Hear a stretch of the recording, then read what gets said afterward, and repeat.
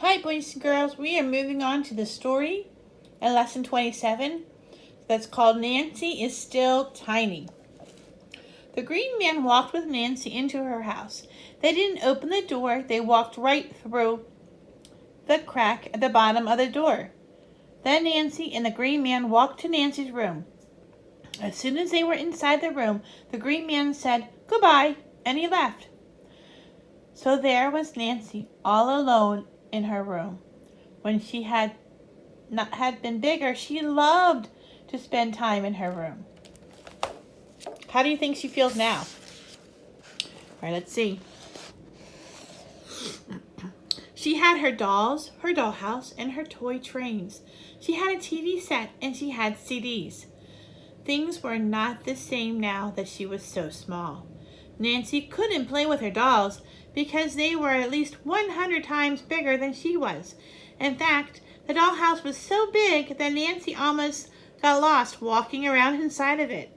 She tried to turn on her TV, but she couldn't make the buttons move. That button was 5 times as big as she was. Somehow she made the CD player work. It already had a CD in it, and when she turned on the player, a great voice came from this player. The voice was so loud it knocked Nancy down. "If you hate to be tall, tall, tall," the voice boomed. Nancy held her hands over her ears and tried to get away from the horrible noise. It seemed as if a long time passed before the CD ended, but suddenly it was quiet in her room again. Nancy's head hurt, and she felt very tired. She went back to the dollhouse and found a bed. The bed was too big for Nancy, but she curled up in the corner of the bed and took a nap. She slept for about an hour. When she woke up, she heard voices in her room. One voice was her mother's. The other's voice belonged to a man who looked bigger than 3 mountains. He was dressed in a dark blue outfit and wore a shiny badge. Nancy's mother was crying. Nancy's mother said, "I don't know where she went. We looked all over for her, but nobody's seen her." The police officer said, "Now let me make sure I understand this. The last time Nancy was here, she was playing with Sally Allen. Is that right?" Nancy's mother said, "Yes, that's right. She was playing with Sally." The police officer said, "And Sally claims that Nancy shrunk up until she was less than 1 centimeter tall?" The large tear fell down and almost hit Nancy. The tear was bigger than she was. "I don't know what made Sally make up such a crazy story," Nancy's mother said.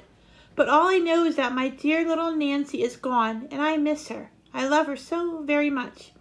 "Here I am, Mom," Nancy shouted from the doorway of her dollhouse, but her voice was so small that it sounded like a tiny, tiny squeak that wasn't as loud as the sound a new shoe makes when it squeaks. More next time. Boys and girls, there's Nancy. And what is that also a picture of? That's a picture of a teardrop. There by Nancy's mom's shoe. What do you think's going to happen next?